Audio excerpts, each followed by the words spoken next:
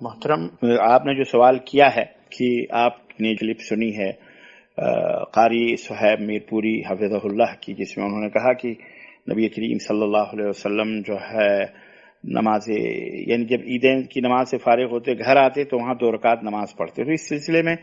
میں نے جو تحقیق کی، آپ نے پوچھا کہ یہ روایت مجھے نہیں ملی، تو الحمدللہ یہ ابن ماجہ کے اندر یہ روایت موجود ہے، اور امام البانی رحمۃ اللہ علیہ نے اس حدیث کو حسن کہا ہے کہ اللہ کے رسول صلی اللہ علیہ وسلم عیدگاہ جانے سے پہلے کوئی نماز نہیں پڑھتے تھے، لیکن جب عیدگاہ نماز پڑھا کے واپس آئے تو آپ نے گھر میں 2 رکعت نماز پڑھی. امام البانی رحمۃ اللہ علیہ انہوں نے اس کو حسن قرار دیا ہے. تو اس حدیث سے یہ پتہ چلا کہ 2 رکعت نماز پڑھنا جائز ہے. جزاکم اللہ خیر، وصلی اللہ علی نبینا محمد وعلی آلہ وصحبہ اجمعین، والسلام علیکم ورحمۃ اللہ وبرکاتہ.